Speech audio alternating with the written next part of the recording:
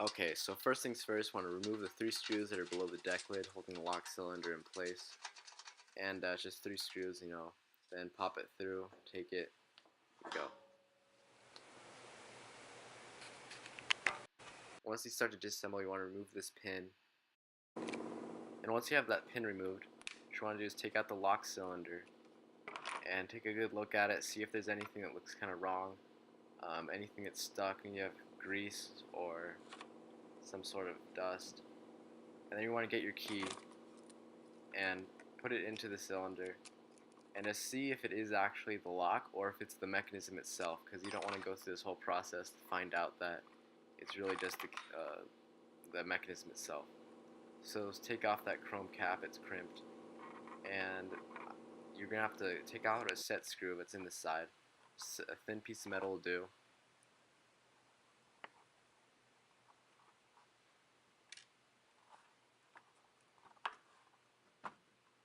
And then just put a pick through the back of the lock and it will easily slide out. Be careful because at this point those tumblers can fall out and you never find it again.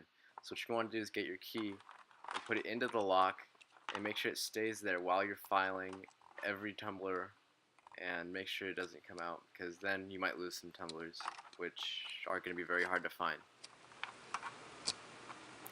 And the way a key works is those protrusions catch onto a ledge that's inside of the cylinder.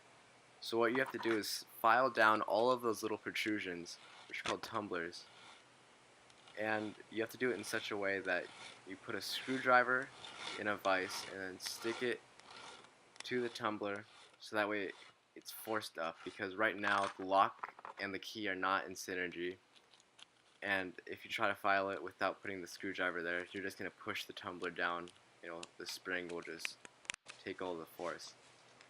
Now that everything's filed down, just make sure to put the cylinder into the case and just make sure that everything functions properly and that there's nothing seizing up. A couple of drops of WD-40 will never hurt anybody. And make sure that cylindrical piece on the back functions properly. Because if it doesn't, the whole mechanism won't work, but the lock will.